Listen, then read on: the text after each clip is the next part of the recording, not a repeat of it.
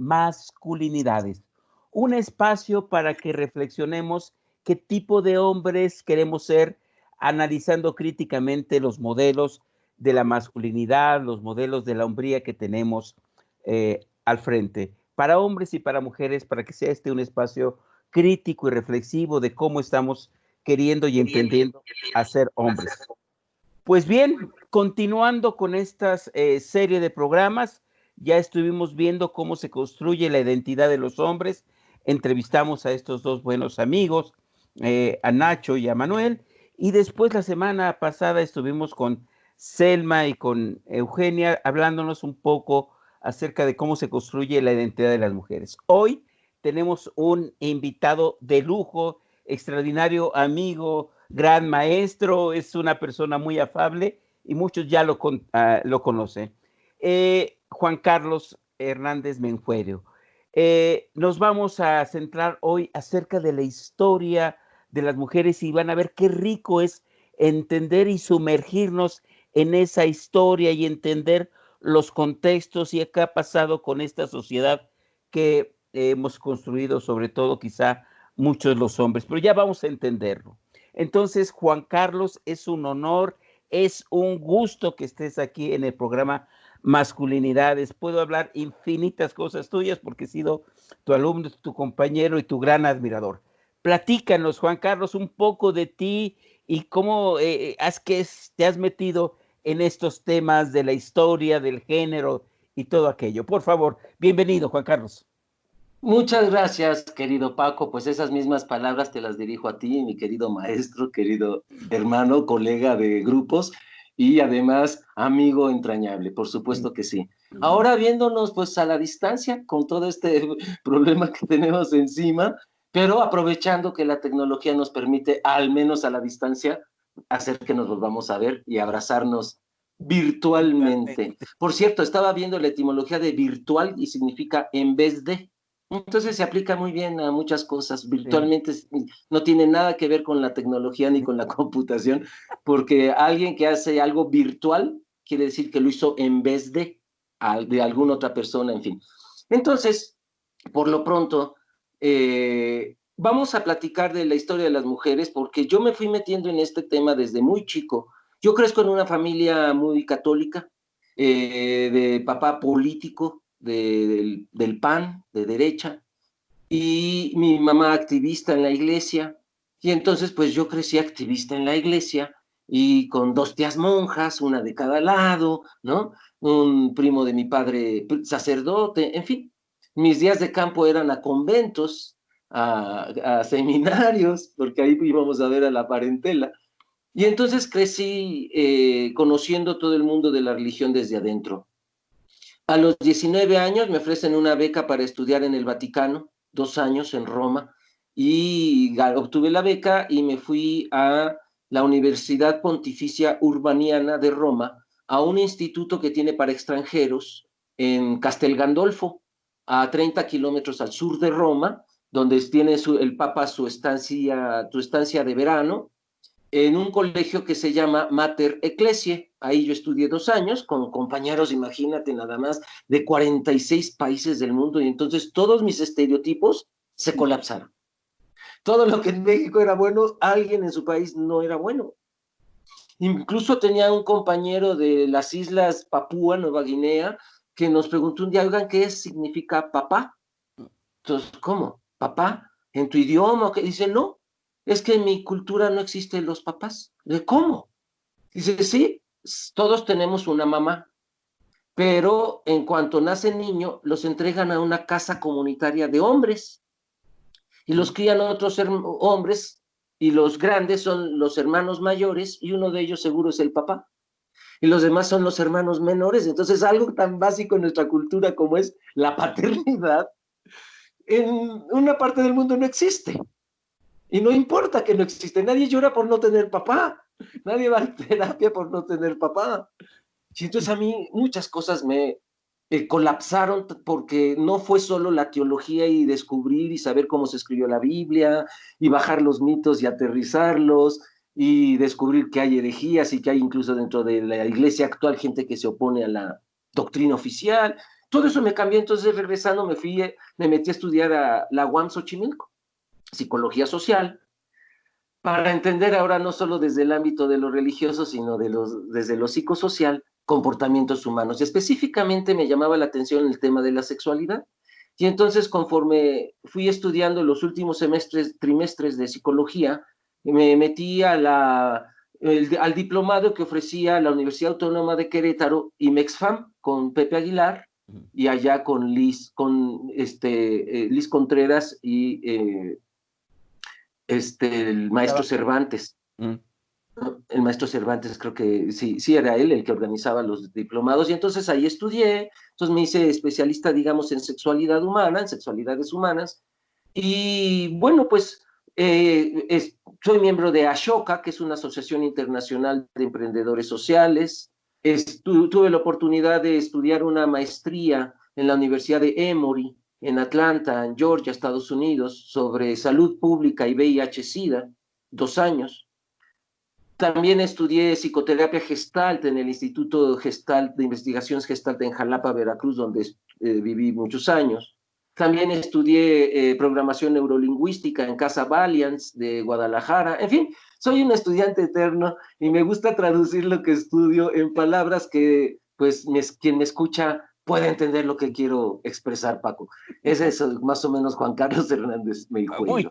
Muchas gracias. Me emociona mucho, sobre todo esta cotidiana, y que nos bajes a las personas digo yo, del andar de la calle, estos conocimientos.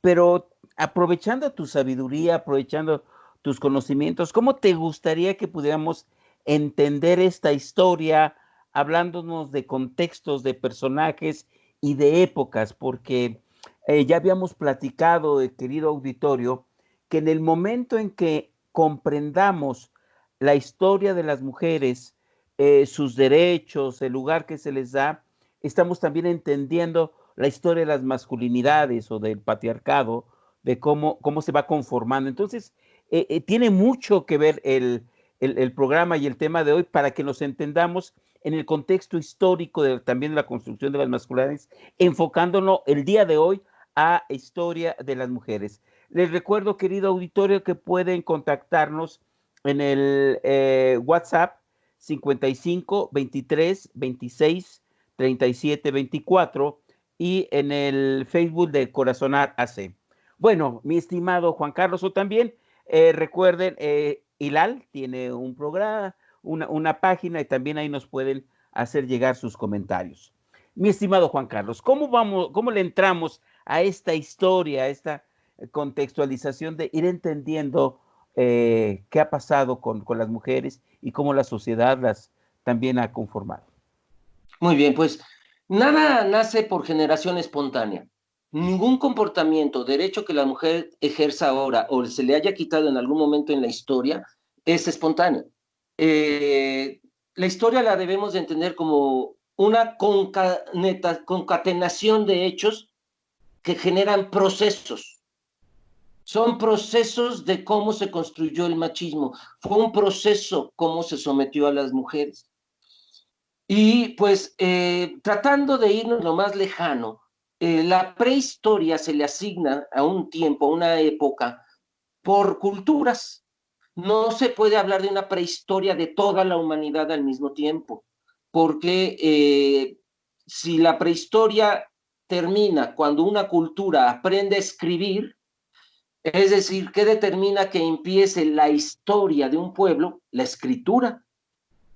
Y entonces, por ejemplo, los mayas, 2000 años antes de Cristo, ya tenían escritura, por lo tanto ya estaban en su época histórica, y los aztecas estaban en su época prehistórica porque pues todavía no escribían. Entonces, dos pueblos en la misma región estaban en épocas diferentes de su proceso cultural al mismo tiempo.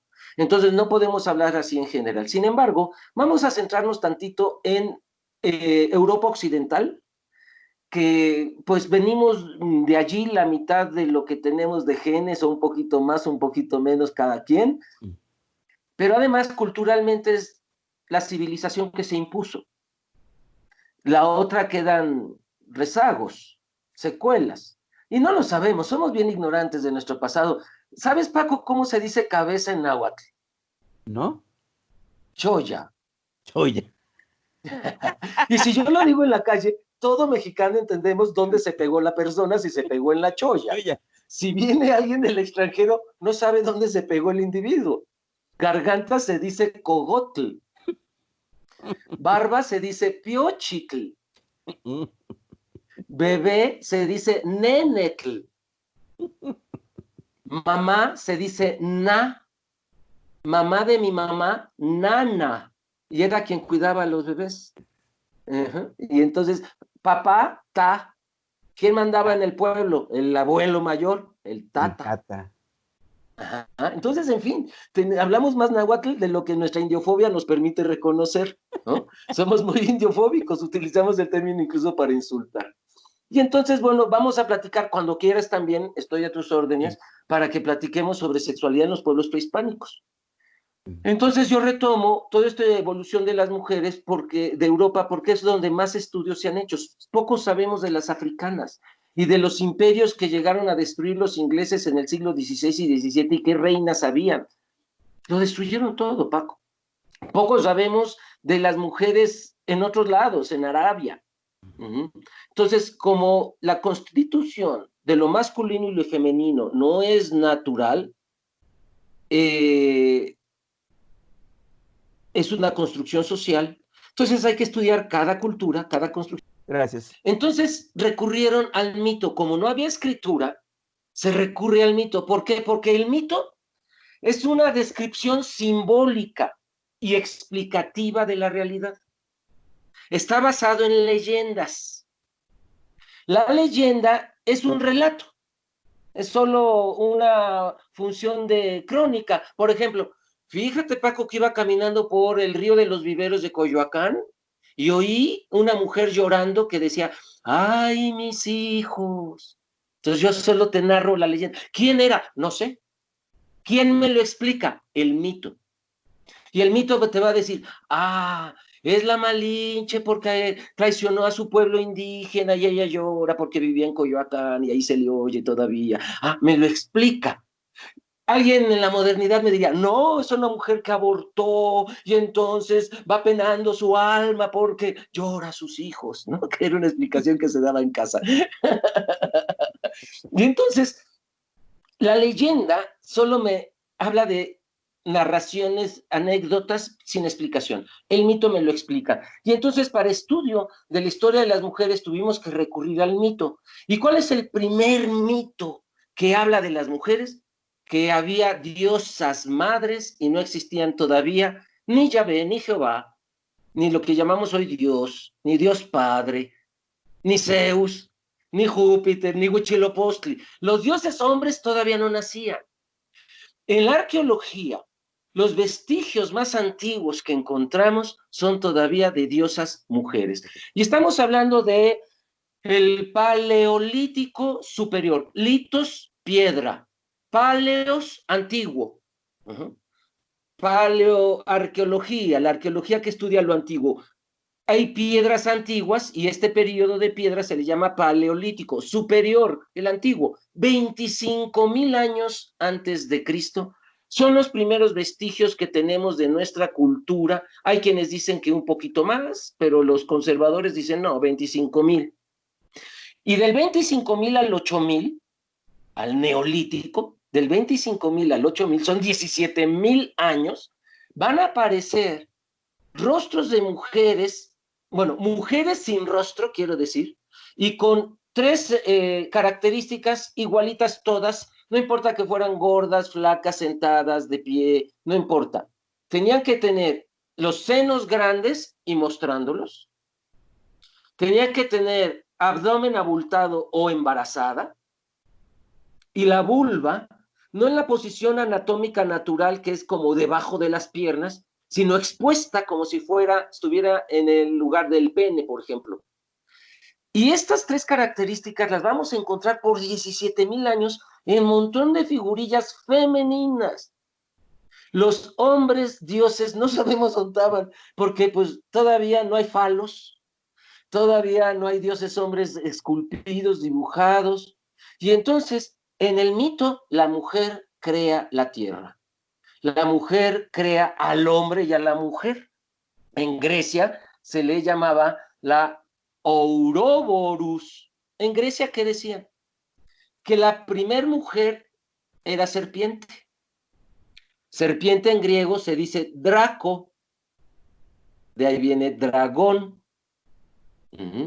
Y entonces era una mujer serpiente, una mujer dragón, y esa figura arquetípica se repite en Egipto. La serpiente era dorada. Entre los judíos, la serpiente era odiada, porque entre otras cosas era el dios del pueblo que lo sometió en la esclavitud antes del Éxodo. Entonces, ¿cómo iban a adorar o pensar que ese dios egipcio, la serpiente, era algo bonito? Entonces va a aparecer en la mitología judía como el diablo, ¿no? Y entonces vamos a tener que esta primera mujer, serpiente, se persiguió la cola, se quería autodevorar.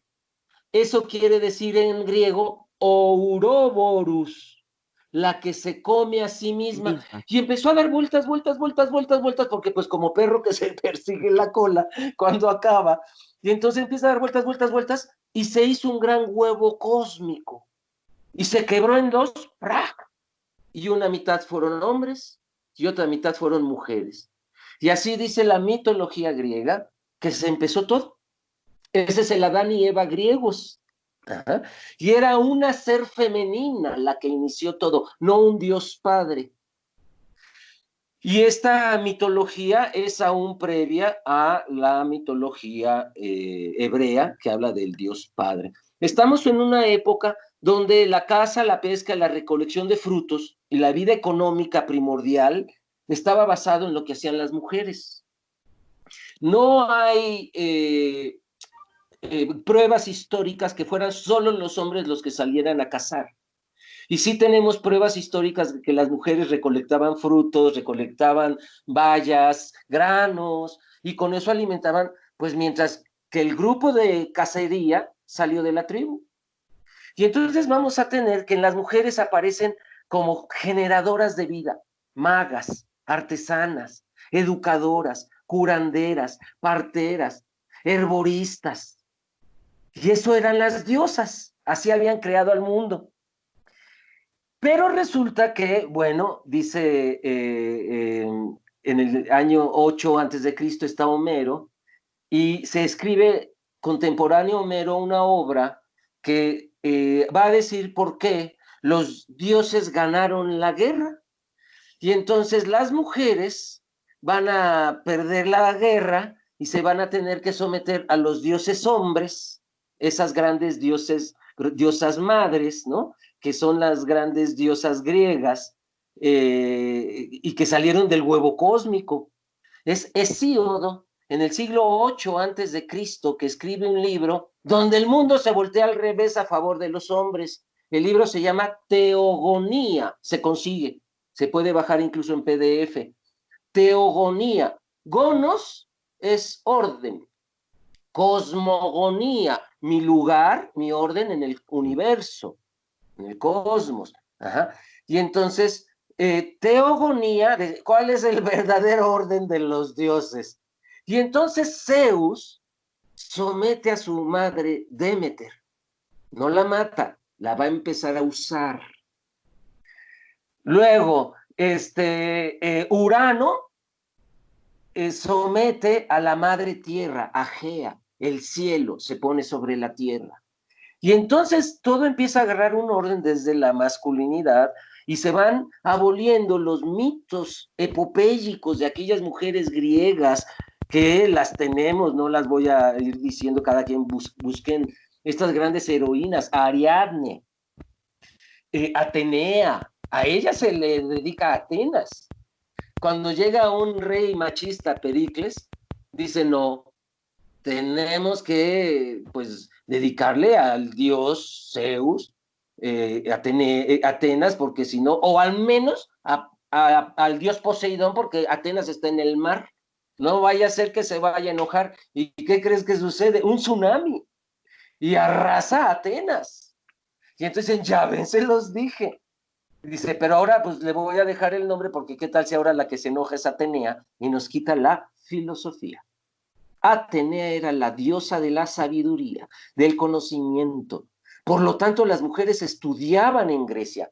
Adivina qué les van a hacer para empezar a someterlas, quitarles el poder del saber, diría Michel Foucault.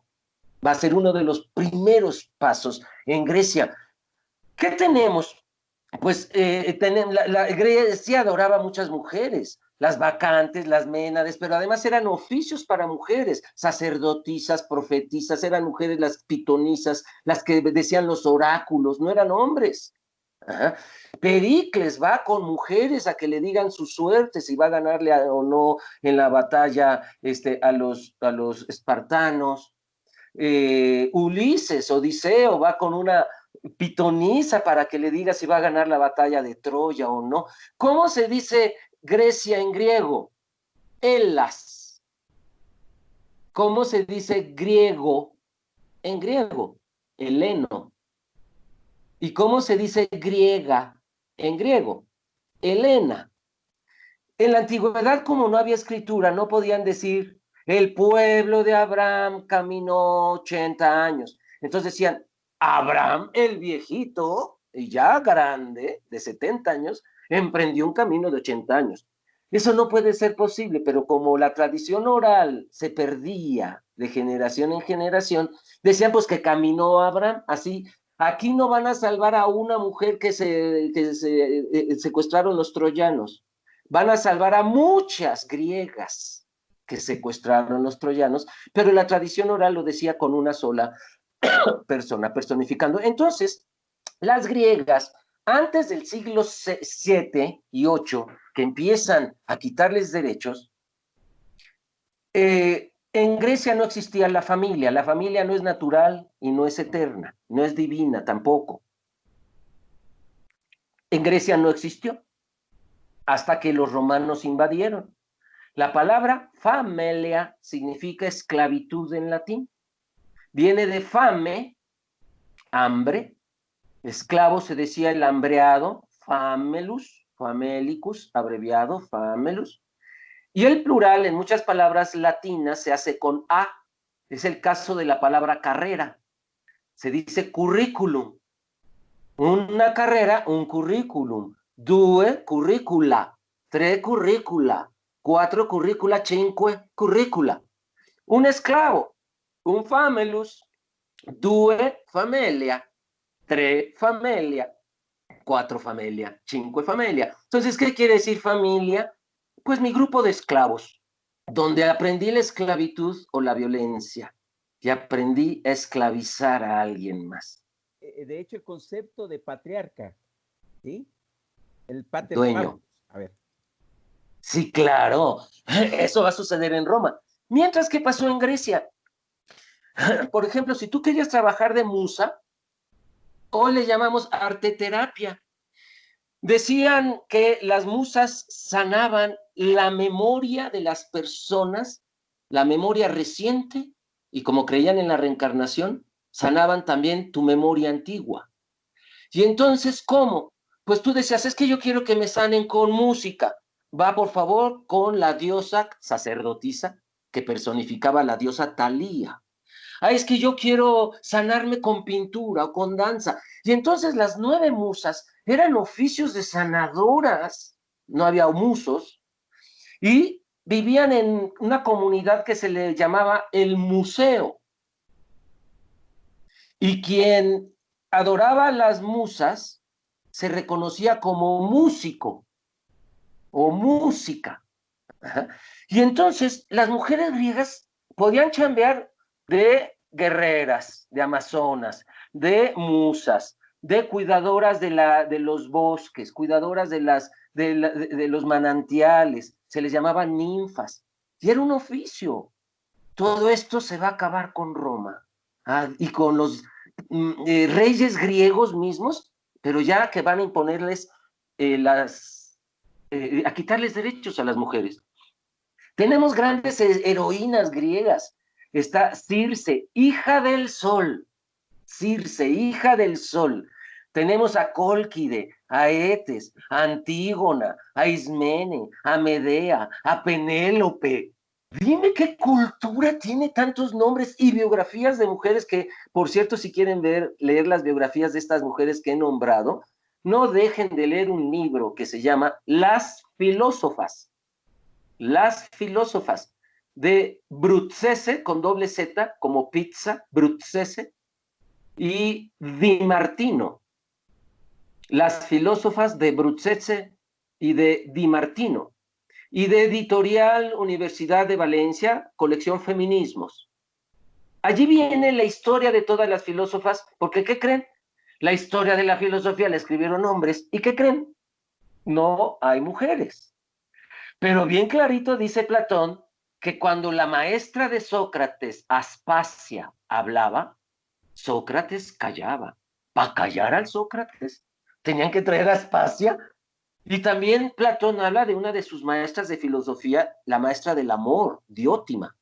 Pero no aparecen en la historia de la filosofía que hoy nos enseñan. Entonces léanse el libro de las filósofas y ahí van a ver a las que fueron ocultadas. Y entonces ahí aparecen todos estos nombres de estas mujeres que hicieron. Antígona es decapitada por su tío Creonte, el rey, por no someterse a las nuevas leyes que los hombres nos están poniendo. A ver, ¿qué está sucediendo? Gobierna Solón en el siglo 8 antes de Cristo, contemporáneo de Homero y de Hesíodo, del que dijo que el mundo ahora era de los hombres. Pues Solón, el rey, dijo, pues entonces hay que poner las leyes ahora a favor de los hombres. Y les quita por primera vez en la historia de Grecia el derecho de propiedad a las mujeres. Ninguna mujer puede ser propietaria. Hoy hay muchas propietarias. O lo heredan en este momento a un hombre que ellas quieran, o lo expropia el Estado. Y entonces, pues está también allí Safo de Lesbos. Safo de Lesbos, ella era la hija de la reina Cleide de Lesbos. Y su papá se llamaba, no era rey, porque allá había reinas, no reyes hombres. El papá se llamaba Escamandrónimo. Ay, mi padre me pone así, lo demando. Entonces, Escamandrónimo se llamaba el papá de Safo. Y ella se casa con un hombre llamado Cércilas. Pero entonces, ¿por qué Safo es conocida por su amor a las mujeres tanto que hoy les llamamos, parece que naciste en Lesbos, a una mujer que ame a otra mujer? ¿Como quién? Como Safo. O sea, pareces lesbiana. Si una mujer nace en México, pues es mexicana. Si una mujer nace en Lesbos, pues es lesbiana. Y también había lesbianos, pero no se refería a su orientación sexual, sino a su lugar de origen. Y entonces, Safo era bisexual. Tenía una hija que le puso como la abuela, Circe, pero tenía muchas amantes. La mayoría de sus discípulas, como se acostumbraba en la época, se tenía una relación sexual con discípulas amadas. Así se le llamaba al discípulo amado que tenía vida íntima con el maestro o la maestra. Y en este caso se le conoce mucho a Safo de Lesbos, una novia llamada Bilitis. Safo de 27 años, Bilitis de 13, ya era adulta porque ya menstruaba, entonces no era pederastia. Para las griegas se convertían en adultas con la menstruación y los griegos se convertían en adultos con la eyaculación. No había adolescencia, eso es un invento del siglo XIX. Solo los ricos griegos tenían una etapa llamada efebía, pero era para los hombres adolescentes ricos, no cualquiera. La mayoría de los griegos pasaba de niño a papá, como las griegas de niña a mamá. Y entonces vamos a tener que Safo tenía 27 años, Bilitis, su novia, 13 años, ya la doña Bilitis, chiquita, pero pues ya señora, y les enseñaba, ¿qué hacía Safo? Safo organizó un ejército de mujeres llamados tiasoi, un tiasos, muchos tiasoi. ¿Y qué hacían? Era un ejército de chismosas de pueblo que las niñas que ya iban a menstruar y se les notaba porque ya tenían sus pechitos, corpiños, hoy diríamos ya usa corpiñito, ya está a punto de... ¿Por qué? ¿Por qué? porque el día de la menstruación las casaban por órdenes de Solón con un hombre mayor de 30 años. Dime qué derecho le dejas a una niña de 12, 13 años si le entregas a un hombre mayor de 30 años. La hace papilla. Y entonces Solón oficializa ahora sí la pederastia, porque ya no era voluntario. Las entregaban a fuerza el día que menstruaban por primera vez. Les hacían la fiesta y la entrega. Y entonces, ¿qué hizo Safo? Organizó un ejército de chismosas que le decían qué niña estaba a punto de menstruar y cuál menstruó ya, y que esa noche iba a ser la ceremonia de entrega a un hombre. Y entonces se organizaban en guerreras estas chismosas comadres y llegaban a caballo, desnudas, con espadas y escudos, a matar a quien se interpusiera para liberar a la niña. Y se la llevaba hasta que cumplieran 27 años. ¿Qué les enseñaban allá en el cerro, en la selva, en el bosque? Astronomía, técnicas de guerra, les enseñaban a leer y escribir, que ya se los había prohibido Solón también, y luego Pericles, vamos a verlo, y les enseñaba también, es bien bonito esto, el arte de la belleza como arma de guerra. Porque decía Safo, si te va a matar un hombre y tú no pudiste ya matarlo antes, estaban en batalla, tú tira el arma y sedúcelo. Pero ¿por qué nos vamos a pelear, güeros, si nos gustamos tanto? Es más, yo pago el hotel. Y dice, y tendrá 3 segundos de inconsciencia cuando tenga su orgasmo. Y decía Safo, ahí lo matas. Y entonces les enseñaba encanto y fascinación, decía ella, la belleza como arma de guerra. Y entonces, a los 27 años las devolví al pueblo. Ahora sí, cabrones, abusen de ella. Ya es guerrera, ya sabe montar a caballo, ya sabe medir las estrellas, ya sabe orientarse en la noche, ya sabe pues todo lo que los hombres sabían y sabían defenderse y no se los enseñaban a las mujeres. ¿Por qué surge el movimiento de Safo? ¿Por qué Solón les quita el derecho de propiedad?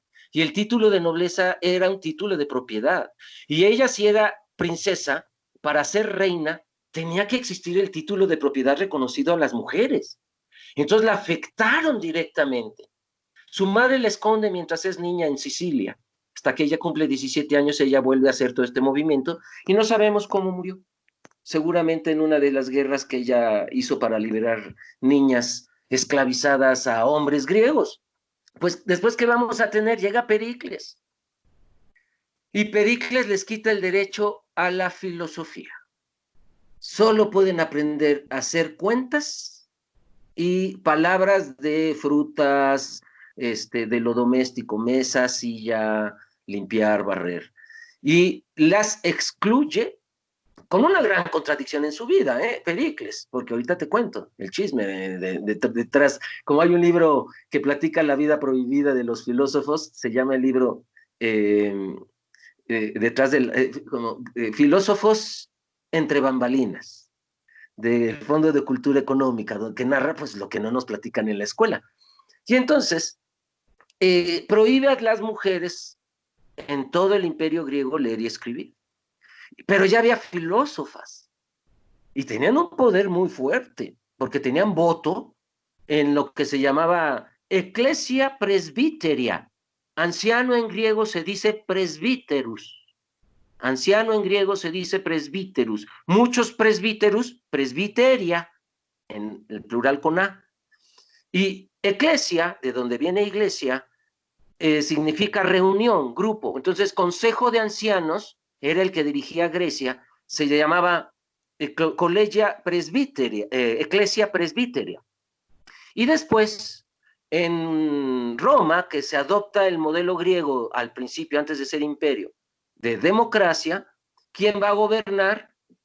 El Consejo de Ancianos, que en latín se dice Camarae Senectus, que de allí viene nuestra Cámara de Senadores, que quiere decir que ahí están los viejos más sabios de este país que nos gobiernan. Qué ironía.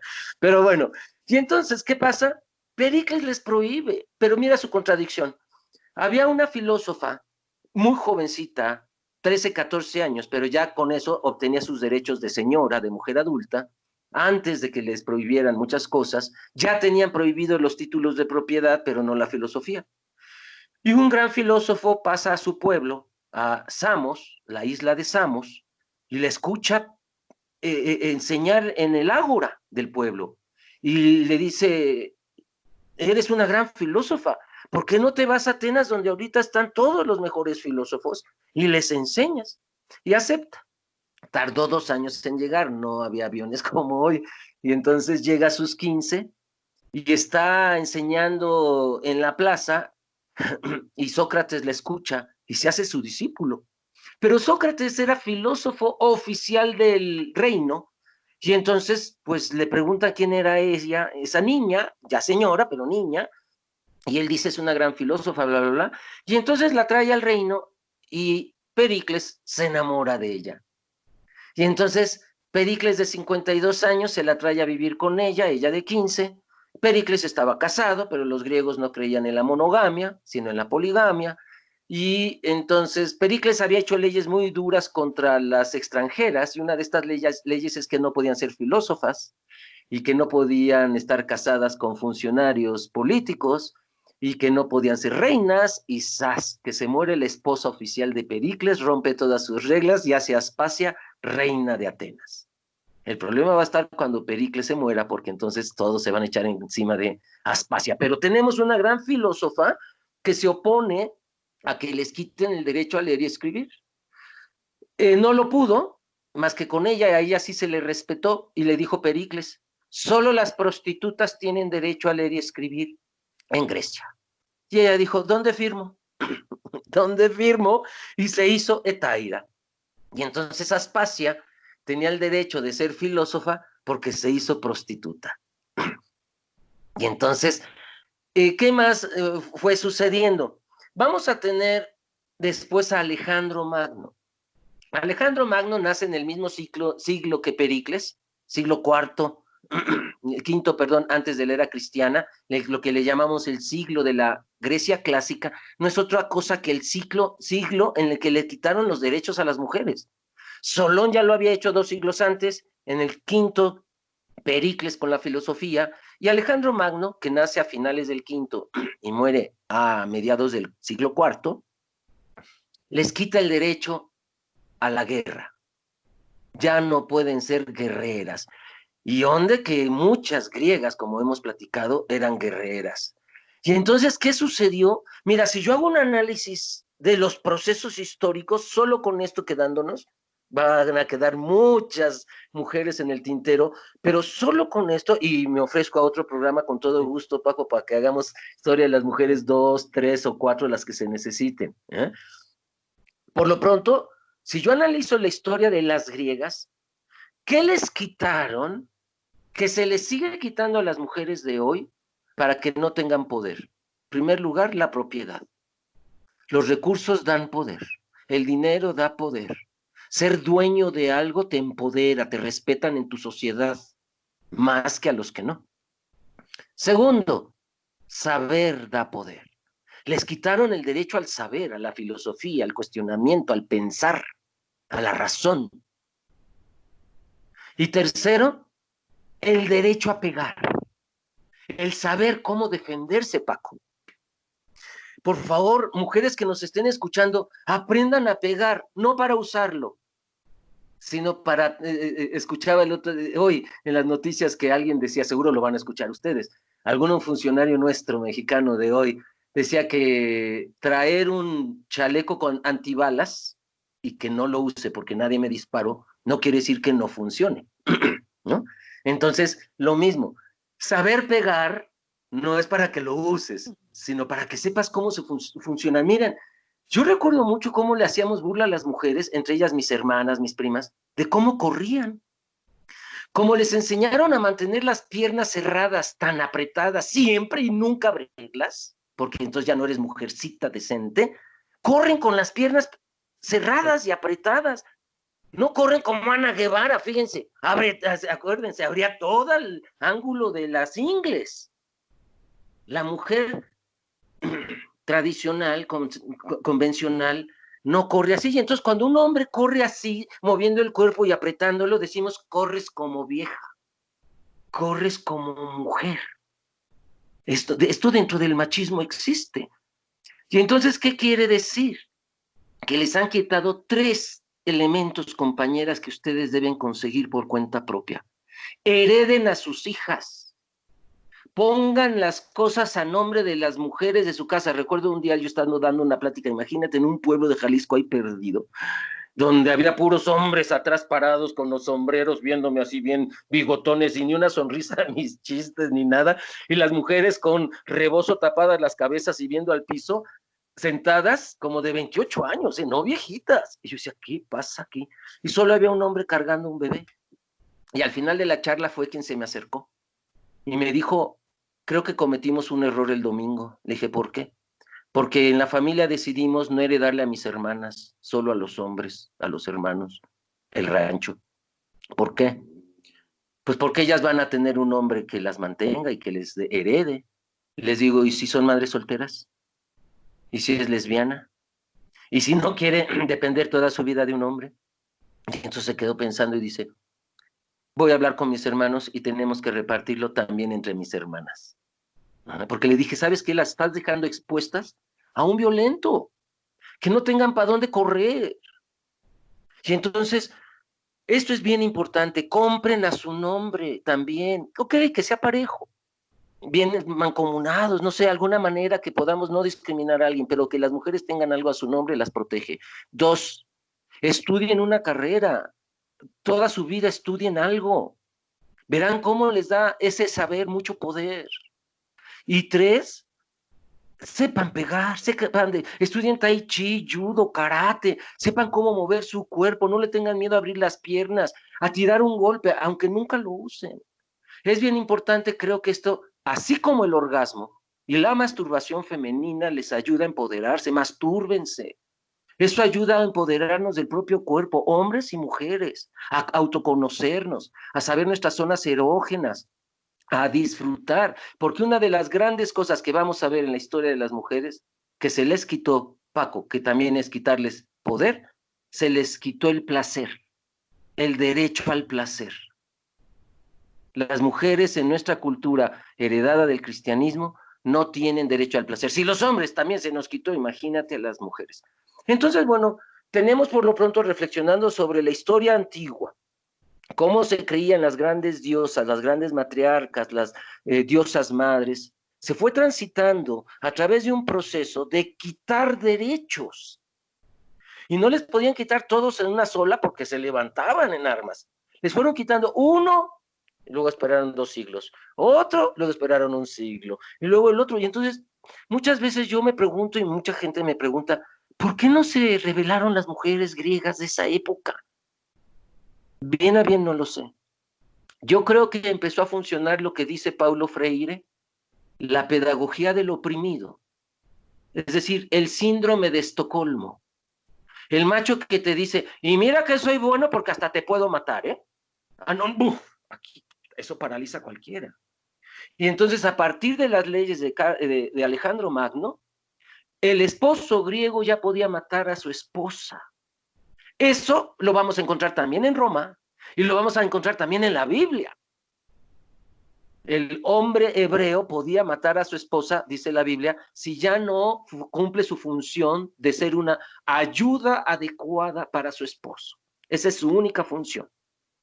Y entonces vamos a ver que las mujeres van a ir siendo desempoderadas poco a poco y uno de los grandes temas que no se habla tanto, pero que hay que meter en la discusión de la liberación de las mujeres es su derecho al placer, el derecho a masturbarse, el derecho al orgasmo.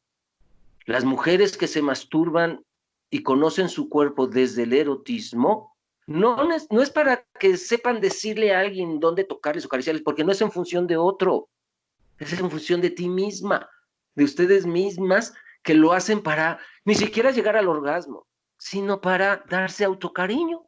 Ahorita que están prohibidas las caricias ajenas, ¿no? Al menos pues con una, el autoerotismo está siendo la propuesta por sobre todo las personas que aún teniendo pareja estable tienen miedo que al salir su pareja a trabajar o de compras, pues se haya infectado. Entonces ahorita yo tengo pacientes que tienen miedo de tener sexo con su pareja estable por esta razón. Imagínense quienes tienen sexo casual como forma de vida. Ahorita eso se detiene. Mientras vamos sabiendo cómo reaccionar ante este tema, el autoerotismo va siendo una respuesta, y el autoerotismo femenino en Grecia existía. Tenemos vasijas donde hay mujeres entrando, unas vasijas así enormes, unos jarronzotes, lleno de dildos y de consoladores de muchas formas, colores, y la señora con una cara, porque ella es viejita, los griegos pintan a las viejitas con un chongo, ¿no? A las jóvenes con los cabellos largos o trenzas, entonces es viejita porque tiene chongo, con una cara de showtime, ¿no? Es hora de disfrutar. Y eso se fue perdiendo. ¿Qué sucedió? Va a ir surgiendo una secta filosófica griega y se va a heredar a Roma, llamados los estoicos. Los estoicos creían que si expresabas cualquier pasión, se te hacía vicio.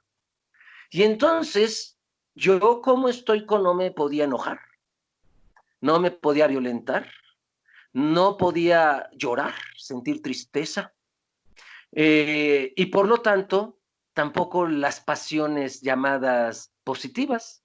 No podía reír, no podía disfrutar el placer, porque se hace vicio. ¿Le suena ese discursito de dónde viene? De los estoicos grecorromanos, entre otros, Séneca el viejo y Séneca el joven. Ajá. Y entonces, ¿qué decían ellos? Que un estoico no puede expresar jamás sus emociones porque entonces se hace vicio, y lo que tiene que hacer es con solo hacer actos razonables, no por placer, por razón, por la razón, ¿sí? Y aunque no quieras, por fuerza de voluntad. Y entonces empezaron a llamarle a esos actos virtudes. ¿Qué es una virtud? Un acto repetitivo que hago hábito por fuerza de voluntad y de acuerdo a mi razón. ¿Y cómo van a definir los estoicos un vicio? Un acto sin fuerza de voluntad, motivado por el placer, que se torna en vicio. Y entonces van a empezar a meterle miedo a la gente en Grecia al placer. ¿Por qué? Porque los griegos son paganos, los romanos son de tradición paganas. No olvidemos que pagus en latín significa campo, naturaleza. Paganus, campesino o quien adora la naturaleza. Los paganos adoraban al árbol. De allí viene el arbolito de Navidad. Y la iglesia lo prohibió muchos siglos. Y entonces los paganos se sentaban delante de un árbol a venerar la vida, sobre todo si era verde, perdón, un pino. El pino permanece verde incluso en invierno. Y entonces era el símbolo de la vida eterna, de lo perenne, de lo que nunca se acaba, pero además estaba unido al inframundo, a los muertos, con las raíces. Estaba en nuestro mundo, porque tú puedes abrazar el tronco de un árbol, y si tú desde allí miras la punta, toca el cielo. Y entonces los dioses podían bajar por el árbol a vernos, a contactarnos, y los muertos podían venir a cumplir algo que les faltó en la vida anterior. Y que organizaban orgías en torno a la base del árbol. ¿Para qué? ¿Por qué? Porque era el orgasmo el que abría los portones del inframundo a este nivel, y por ahí, con el orgasmo de los humanos, los dioses podían bajar. Entonces el orgasmo y el placer lo hacían en orgías y era la base de la religión pagana. Este tubo que se abría, en latín se llama mundus. Entonces, para abrir los mundus, el placer y el orgasmo era la base de la felicidad. Era lo más natural para los griegos y los romanos. Y eso nos ayuda a entender que la guerra del cristianismo estoico contra el placer era básico. ¿Por qué? Michel Foucault en un libro que se llama Sexualidades Occidentales. Cómprenlo. Bueno, no, léanlo, aunque no lo compren, porque muchos los compran y los tienen como amuletos, ¿no? Léanlo. Sexualidades Occidentales. Son varios autores.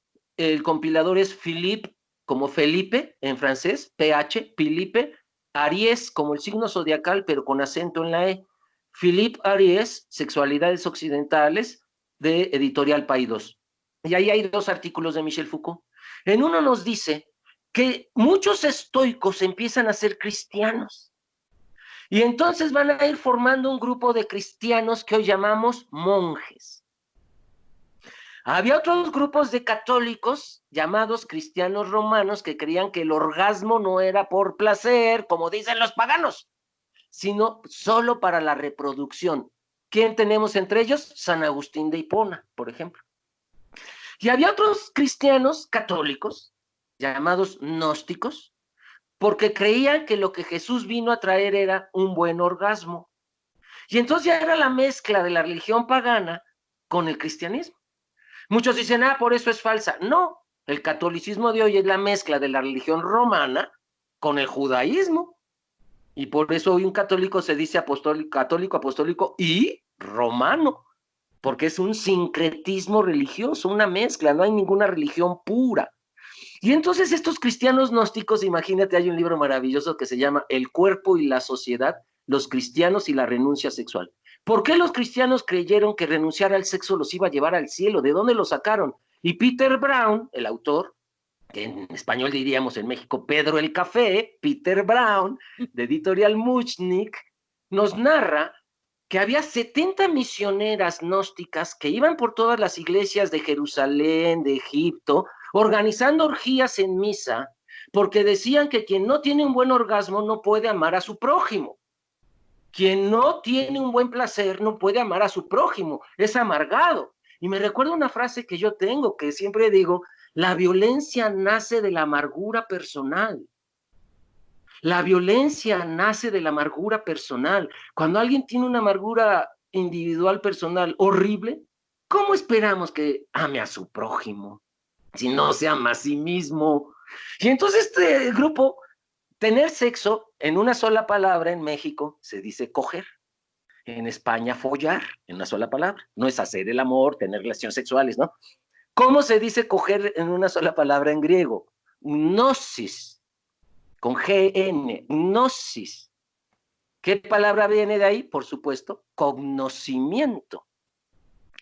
Y los gnósticos decían que el conocimiento que Jesús nos trajo solo se adquiere con el orgasmo, con la gnosis, con el sexo. Y así, solo así, podrás amar a tu prójimo, porque el orgasmo es el máximo acto de autoamor. Imagínate la teoría gnóstica. Claro, en el año 325, Concilio de Nicea, donde los estoico-cristianos, que ya se llamaban monjes, ganan la votación, concluyen que Jesús nunca tuvo relaciones sexuales, ni esposa, ni hijos, y mandan quemar todos los evangelios gnósticos. Cómprenlos, los vende por rúa. Y ahí, por ejemplo, el Evangelio de Felipe dice que Jesús tenía una compañera con la que vivía y se llamaba Miriam y nació en Magdala.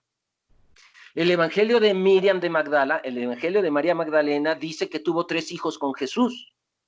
2 varones que también fueron crucificados porque salieron rebelditos como el padre, y una niña llamada Sara, que en el libro del Código da Vinci se utiliza porque María Magdalena en los evangelios gnósticos, lo último que sabemos de ella es que se sube a una barca con Sara, su hija, para que los soldados romanos no la alcancen y huye en el mar Mediterráneo. Nunca sabemos si murió o a dónde llegó. Y Brown, el autor del Código da Vinci, retoma de ahí la historia y las hace llegar al sur de Francia. Y de ahí empieza toda la novela del Código da Vinci. ¿Por qué? Porque hay iglesias en honor a María Magdalena en el sur de Francia. Y en ningún otro lugar del mundo más que en Jico, Veracruz. Claro, tenía que ser Veracruz, que se venerara. Una vez estaba en la fiesta de Santa María Magdalena, le dicen, porque no es virgen. Entonces, estaban paseándola y yo le pregunté a una señora, ¿qué virgen es? Y me dijo, no es virgen, es solo santa. Y me quedé así como perturbado. Dije, ¿quién es? Es la Santa Magdalena. Dije, sí, no, no es virgen, es solo santa, ¿no? Por todo el mito que se tiene de que fue prostituta. Que además la Biblia, los evangelios gnósticos jamás dicen que fue prostituta. Pero hubo un papa, el Papa Gregorio del siglo V, que quiso quitar la idea cuando mandan quemar los evangelios gnósticos de que Magdalena había sido compañera de Jesús, y entonces empieza a decir que la prostituta, la que Jesús la sana, es María Magdalena. Y la adúltera que le avientan al espíritu, pero eso no es cierto. Ya hablaremos de la mujer en la Biblia, es muy interesante porque hay un texto bíblico que dice que Dios es trans, Dios es gay, Dios es lesbiana, Dios es negro, Dios es indio, Dios es pobre. Claro, también es hombre, también es blanco, también es heterosexual, ¿no? Y también es europeo. Porque si la divinidad incluye al todo, todos, todas y todes cabemos. Pero hay un texto que cuando veamos en ese programa, y todos tengan su Biblia a la mano, donde en el Génesis dice, y Dios creó al ser humano, macho y hembra lo creó, a su imagen y semejanza lo creó. ¿Cómo lo creó? Macho y hembra. ¿Y cómo dice el siguiente versículo? A su imagen y semejanza. Entonces Dios es ¿qué? Macho y hembra. ¿Por qué el escándalo? No sabes la alegría que le da a mis amigas trans cuando he tenido reuniones con ellas y les platico esto y les digo, compañeras, tranquilas, Dios es andrógino, hermafrodita y trans. Sienten así como un descanso de que no tienen que cambiar ellas más que ser buenas en el amor al prójimo y a sí mismas, y no su identidad de género para ir al cielo. Díganme qué Dios es ese. Pero bueno, ¿qué sucedió? Fíjate que hay un cambio importante que tal vez lo tendremos que dejar para un siguiente programa, pero insinuarlo. Los romanos van a cambiar toda la tradición griega y van a imponer el machismo por ley por primera vez en una ciudad europea, con la ley de las 12 tablas en el año 450 a.C., siglo V a.C., cuando Pericles también, ¿te acuerdas que le está quitando derechos a las mujeres? También yo estudio la Biblia y es el mismo siglo en el que le quitan los derechos a las mujeres. ¿Qué pasó en Europa? Porque hay una ola, griegos, hebreos, egipcios, romanos, quitándole derecho a las mujeres siglos 7, 6 y 5. Todos así como si se hubieran puesto de acuerdo. Un beneficio les traía. ¿Cuál era? La imposición del machismo patriarcal, la imposición del patriarcado. La ley de las 12 tablas en verdad son tablas. Y las tablas 4, 5 y 6 son lo que hoy llamamos derecho familiar o derecho civil. Las otras tablas hablan de los campos, de la producción, de la economía, etcétera. Pero lo que regula quién debe tener hijos con quién se puede casar con quién, etcétera, son las tablas 4, 5 y 6. La tabla número 4 empieza diciendo, queda prohibido que alguna mujer sea libre. Toda mujer debe ser domada por un señor. ¿Cómo se dice domada en latín? Dama. Domada, dominada o domesticada se abrevia con la palabra dama. Viene del latín casa, que es domus. ¿Qué quiere decir dama? La encerrada en la casa, la que no sale de la casa, la mujer de su casa. Pero aquí ya en Roma no era voluntario, como en Grecia. Aquí ya las vendían. Y vamos a hablar de la dote y de todo lo que les pasaba a las mujeres romanas ya encerradas, porque entre otras cosas, pues se les van a quitar los derechos que ya les habían quitado a las griegas. La romana ya no podía ser propietaria, leer y escribir, ni estudiar. ¿Y qué se le quitó además, querido Paco? La mayoría de edad. La ley de las 12 tablas dice que una mujer nunca será mayor de edad ante la ley. Siempre necesitará un hombre tutor. Y entonces, ¡puf!, les dan en la torre. Les dan en la torre. Claro, claro, mi querido Juan Carlos. Mira que se ha ido el tiempo como agua. Pero retomemos que estos primeros siglos, ¿sí?, de nuestra, ya de nuestra cultura, pues, ¿cómo se dice? Eso sí, después de Cristo.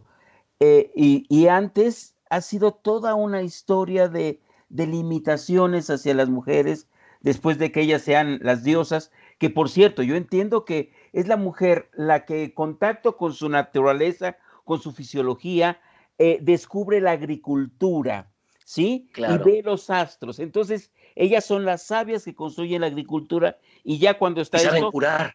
y saben curar y saben cocinar y saben, porque ellas al ser recolectoras se dan cuenta cómo nacen las plantas, pero en su proceso de reproducción son capaces de ver las estrellas, de ver su proceso, ver las plantas, ver las naturalezas, son las que descubren la agricultura. Y son Claro, y después entienden su cuerpo desde la menstruación ligado a las estrellas y a los ciclos agrícolas.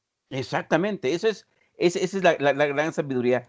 Pero cómo a partir de estos primeros ciclos se les quita la propiedad, no tienen el derecho. Y Sí. luego hay que verlo, todo esto que también está en esta, digamos, en esta historia reciente, que perdón, no las debes, ¿no? Y este saber que también siglos atrás, ¿sí? Como las mujeres todavía no tenían derecho a la universidad, no, estaban limitadas, y esto no es tan antiguo, ¿no? Sí, No, ujú, fue la Revolución Mexicana, fue quien quita la prohibición aquí en México, y aunque ya había habido unas dos primeras médicas a finales del siglo XIX, pero no, la mujer no estudiaba en la universidad, estudiaban MMC, ¿te acuerdas? Mientras sí, me de caso. caso, exactamente. Y ¿cómo está ahí la raíz de estos oficios, sí? Secretaria, maestra, enfermera, siempre al servicio de, y lo de las guerras, que también se les quita, se les separa de la milicia, la fuerza, y todavía las leyes más recientemente no tienen derecho a la propiedad, ¿no? Y todo Claro, esto que y al también deporte, fíjate que la primera vez que se le permite a una mujer nadar en Estados Unidos en público fue en 1920, Paco. O sea, históricamente ayer no podían entrar a las Olimpiadas, no tenían derecho a mover su cuerpo. Su cuerpo estaba expropiado por el macho. ¿Qué? Sí, nos estás hablando de todo este detalle, de estos, digamos, primeros siglos, donde nuestro léxico está todas esas leyes, toda esa situación, porque hay que ver también el derecho de pernada, sí, lo de la Eso. propiedad privada, todo lo que significa. Ya veremos que más recientemente Pancho Villa empieza su revuelta a través de defender el derecho de pernada contra su hermana. Pero efectivamente, hagamos como una cierta emoción y una sensibilidad, como toda esta historia que nos viene y que nos fundamenta, ha estado limitando a las mujeres, las aparta del poder, porque también en la cuestión de la guerra son los hombres los que salen y entonces se apropian de los esclavos, son dueños, el patriarca puede matar incluso a los esclavos, puede regir sobre la vida de las mujeres, de sus esposas, tenerlas las que sean, y ese patriarca más en Roma, que no sé mucho de Grecia, pero más en Roma, este patriarca hace todo que viene siendo este fundamento del machismo, ¿no? Entonces, como también las leyes desde entonces y estas tablas que nos dicen, pues las van limitando poco a poco y las van restringiendo a la cuestión de la reproducción y el cuidado. Es decir, yo creo que sí no las debes, porque apenas Con empezamos a gusto. ver los primeros siglos para entender toda esta historia, y por eso también tendríamos que entender cómo es que este machismo, este patriarcado, esta dominancia masculina, sí, hay que ver todas estas raíces, cómo están tan profundamente, ¿no? Y esta Claro, son situación milenios. de la cuestión también de la sexualidad y del placer es restringido hacia las mujeres, y entonces esta situación cómo se va recreando, ¿no? Yo creo que hay, y tú nos explicarás mejor, en esta historia ciertos ciclos en donde hay momentos quizá de emancipación y momentos de recrudimiento, porque quiero que nos digas, y yo no sé, están las participaciones y las personas que seguramente pues quieren seguir escuchándonos, ¿no? Y que estas recomendaciones que tú subrayas muy importantes, la propiedad, ¿sí? El derecho de las mujeres de tener lo suyo, de ponerlo a su nombre, el saber que dices, ¿por qué no estudiar y prepararnos y tener el voto, porque un pueblo ignorante es un pueblo dominado, ¿sí? ¿Sí? Si el saber nos libera, la ignorancia nos esclaviza, ¿no? Y la posibilidad de defenderse, esta situación que estás señalando, y bueno, me apasiona mucho saber cómo se está dando toda esta historia.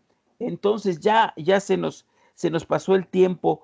Haznos una conclusión, de esta primera etapa de la historia, y espero también los comentarios de el público que nos está escuchando, para pues dar este brinquito, porque no me gustaría soltarte para que nos continúes con estos saberes y nos hagas llegar y comprender cómo nos estamos construyendo hoy día.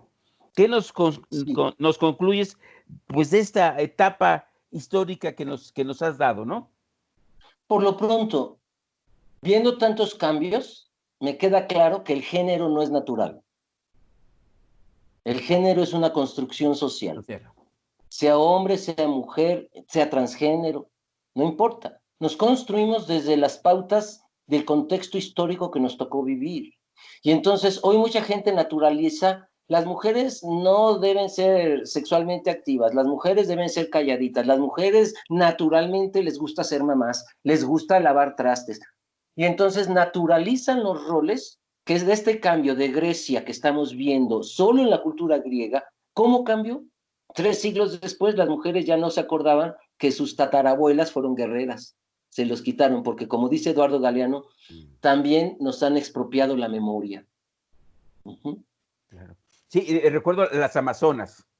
Está pasando el tiempo de las Amazonas y casi estas grandes guerreras que defendían y hacían. Entonces, pues yo creo que sí nos las debes, que ese mes que te comprometo, tenemos ahí alguna agenda, pero ¿en qué miércoles? Bueno, ya me dirás tú, nos continúas, y espero del público que nos mande sus preguntas, tus preguntas, te las hago saber. Dentro de 8 días, Paco, de una vez, dentro de 8 días, de una vez, tú tienes ya ocupado. Tenía una agenda, pero nos movemos dentro de 8 días, ¿te parece? ¿Sí? Me parece. Entonces, terminamos el milenio. Estimado amigas y amigos que nos escuchan, el programa Masculinidades, pues se honra para la próxima semana. Vamos a continuar con meternos a fondo en entender nuestra historia, nuestras raíces, que está muy profundamente en estos siglos, en esta situación que lo estás escuchando. Yo te agradezco profundamente que nos hayas dado esta luz y esta sabiduría, como les había yo dicho a muchas de las personas que invite a este programa, y vamos a tener una grata sorpresa con tu participación. Me emociona mucho haber contactado desde la prehistoria, estos primeros siglos, en donde ahí está en nuestro mismo lenguaje, en nuestras mismas costumbres, esta historia que nos permite y también de las filósofas. Esperemos también participaciones, y te voy también a comprometer de que si nos llegan al WhatsApp o a Hilal o a Corazonar, hace el Facebook, preguntas, te las hago saber y nos vemos. Claro. ¿Qué número de WhatsApp es? ¿Qué número de WhatsApp? 55 23 26 37 24. 55 23 26 37 24. Lo vamos a seguir difundiendo. Es más fácil también por Facebook de Corazonar o aquí en Radio Hilal. Radio Hilal, preocupado siempre por dar un conocimiento práctico, abrirnos la mirada y masculinidades, como este espacio de reflexión y de comprensión de nosotros mismos, y ahora buscando nuestra comprensión desde saber nuestra historia, de dónde venimos, qué ha pasado antes de nosotros, qué nos ha construido antes, para ahora tener esa conciencia de ser cada vez más libres. Juan Carlos, una delicia, hermano, un deleite estar contigo. Te mando un abrazo y les agradezco a todas y a todos que nos hayan acompañado, y el próximo miércoles vamos a continuar con esta historia de las mujeres. ¿Algo más, mi estimado Juan Carlos? Muchas gracias por la invitación y que pasen buenas noches. Nos vemos y nos escuchamos la próxima semana. Gracias. Nos vemos la próxima semana. Radio Hilal les agradece. Hasta luego.